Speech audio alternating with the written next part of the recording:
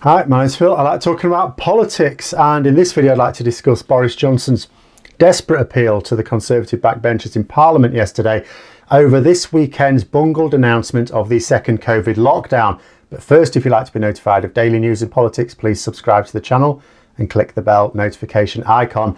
So, as expected, Boris Johnson had to face some fairly robust questioning from MPs on all sides of the House yesterday. Not unexpected, he has taken a course of action that has been heavily promoted by his opposite number and the Prime Minister himself absolutely ruled out, and a course of action that is not generally favoured by those on his side. And so dramatic a U-turn is this, you actually wonder if any of his so-called red lines are actually real. If that's the case, can we have a Brexit extension, please, Boris? You know, little extensions, the transition period, you know, a couple of years like we were offered. But anyway, in terms of the tough question, obviously Keir Starmer of Labour had some uncomfortable points to make. I'll get to that. I actually want to start with Sir Graham Brady. Now, this isn't from Parliament, but he's a very influential backbencher. He is the chair of the 1922 committee, which represents backbench MPs, and he intends to vote against the lockdown on Wednesday. Now, I'm going to focus on a statement he gave in an interview because it was actually thoughtful. It had some reason to it. Most of the special snowflakes on the right who oppose COVID measures have no more sophistication to their reasoning than me not want wear face mask. That's basically it. They tell people who are starving in poverty to suck it up, remember the Blitz spirit, stop whining, will you? And then they go to pieces when someone tells them to put a piece of cloth over their face when they go to the shops. But Brady had, you know, some reason to oppose the new measures, which he communicated in an interview, like I say, profoundly disagree with it in the context of what's at stake here, but that's a political opinion, not an objective view. And I'll quote what he said. He said, "The aspect of lockdown restrictions that bother me most is the extent of intrusion into what ordinarily we see as fundamental human rights. The freedom of association, the right to a family life. We even have the government telling people who they are allowed to sleep with or not, depending on whether they are deemed to be in an established relationship or not." And, you know, a few other things as well. Now, that's perfectly true. You look at that in isolation, without the context of what's going on, you look at that and you say, absolutely. And he's right to go on to say that in another society, in a different country, a more authoritarian country, we'd look at that and we'd see that as a way of oppressing the people. Yeah. Now, but the fact of the matter is, in this particular case, dying of COVID, or even being responsible for infecting someone recklessly that then goes on to die from the disease, is also a serious intrusion as far as I'm concerned. And the key point is this: it's not that the government have a whole range of measures that they could use right now. We know that they've messed up in getting us to this point. But in the here and now, in the right now, the government do not have a range of measures that they can use. They have this. No one has an alternative, and that is a theme that came up again and again in Parliament as well. Nobody has an alternative plan. But it is at least a point. More importantly, it is one that is genuinely felt by libertarians, those on the right, that would include Boris Johnson, has to be said. It's a reason, it's something that people believe, and ordinarily, as I say, in isolation, you could get on board with that. There is effectively a state level of control over people's lives over this, even relationships. A couple not living together, you know, if it's not feasible to move in with each other for the period of the pandemic, they are absolutely now being told that they must remain apart. You know, we also have to remember why we're here, though. Like I said, the government failed to control the spread of the virus. Failures of test and trace, an insufficient lack of capacity in the NHS, and a total absence of any exit strategy other than waiting for a miracle to happen is why this second lockdown is needed. It's a slightly easier sell for Boris Johnson now that France and Germany have tightened their measures. They've effectively gone into a sort of lockdown. When he was originally advised to lock down by his scientific advisors, we'd have been the first to do so. Now we're in good company. In addition, as has been repeatedly pointed out by supporters of the lockdown, the naysayers don't have an alternative. It's not like they've got an idea. It doesn't matter whether, and then we could argue whether it's a better idea or not. They just don't have another idea. And this is what's saving Johnson's bacon, because ordinarily he'd be toast now. He'd be absolutely toast. Conservatives do not, as a breed, like restrictions on their lives, but not one of them has an alternative plan, and enough of them have the intelligence to recognise that. So most of them will go along with it. Now, Sir Bernard Jenkin, who's another Conservative MP, he probably said what a lot of Conservative MPs would believe, and it was fair enough. He said he would accept the measures. He gave the indication he'd vote for them, even though he didn't like them. But he recognised, he himself said, what's the alternative? No one else has got an alternative. But he did suggest that Boris Johnson should provide some sort of exit plan, as well as sort out test and trace, including sacking Dido Harding, who's the current lunatic in charge of it.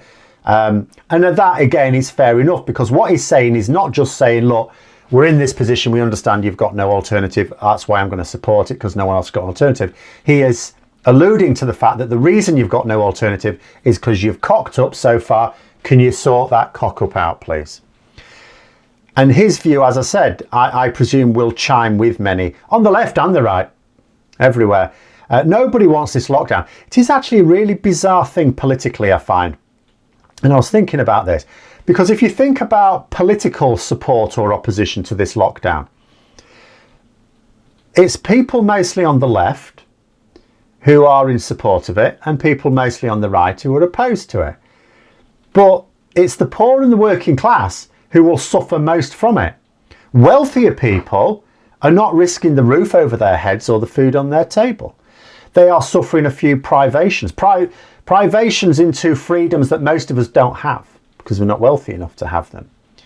But they're not suffering anything that can't be immediately recaptured when we come out the other side. They're not losing anything permanently.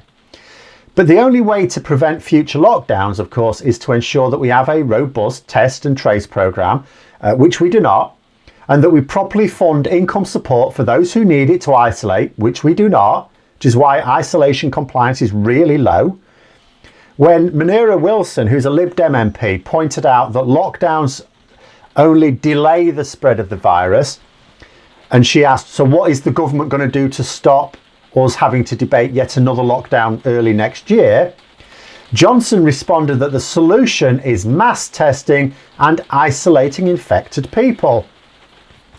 For goodness sake, I mean, if that's the plan, and I'm not arguing against the plan, by the way, the notion at least, then we are buggered, because every attempt to improve testing and get infected people to isolate has been met with disaster. And we're not changing anything that's going to stop it being a disaster. We're not identifying the problems and cutting those problems out. You know, all the government ends up doing is when it goes wrong, they then try and blag their success. They try and, oh, it actually has been stunningly successful. I mean, you might fool a fair amount of the population with that, sure. But the virus isn't fooled. You're not actually making things better. And finally, although in reality it was nearer the start, wasn't finally, kicked off, Labour leader Keir Starmer, so he made clear that the core, you know, obviously Labour are going to support this because they've argued for it. But it was a bit bloody stupid to leave it so long. He not only noted that the scientific advice for September would have been only for 2 weeks. That was all that was needed then. And now it's much more. But Johnson also missed half term. I mean, if you were going to delay it at all, at least get it over half term. Didn't even do that. Didn't even do that. And had he done either of those things, he could have reduced the economic damage. But the most powerful point he made was that the delay has cost lives. And this view was also backed up by a scientist from SAGE, one of the government's own scientific advisors, on the radio, I gather. So if you look at it, on September the 21st, when SAGE called for the lockdown originally, we were on an average of 4,000 new cases a day and 22 deaths per day. Now we're on 23,000 new cases per day and 260 deaths per day. So that's nearly 6 times the number of new cases per day and 12 times the death rate. The human cost of this is appalling, horrendous. And Starmer made that point very clear, and it's a very important point to make. Even though Johnson is now, this isn't a case of, oh, you're finally making the right decision. There has still been a cost with delaying this decision. The fact is that Boris Johnson is constantly behind the curve on this. Constantly. And it costs. My own point, were I an MP, I think, would have been to make this. We are now having the worst of all lockdowns possible. The maximum possible length of lockdown without actually melting the NHS, we hope anyway, which means the maximum possible economic damage, mental health damage, and being most likely to result in non-compliance, because I would push that issue. People's trust in government is already very low, but the longer a lockdown goes on, the more non-compliance is likely. You know, people get fed up, they start to see others ignoring the rules in increasing numbers, starts a cascade, and the whole thing just fizzles out. A short 2-week lockdown had the best chance of compliance.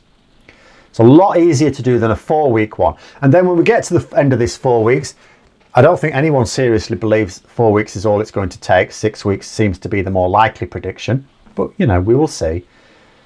What then? What if we do need a bit more? Then you've told people who were complying for 4 weeks because they thought, well, it's just 4 weeks. They get to the end of that 4 weeks, it's like, now we're being told more. Oh, okay, they're telling us 2 weeks. What if at the end of these 2 weeks, it's another 2 weeks? What then? Again, they lose heart. But anyway, those are my thoughts. It will go through. What will be interesting, as I've said before, will be how many Conservative MPs vote against it. That will be instructive. But let me know your thoughts in the comments below anyway. Hope you found the video interesting. If you did, don't forget to click the like button. And if you'd like to support the channel further, please also click the Patreon link for details. And until next time, I'll see you later.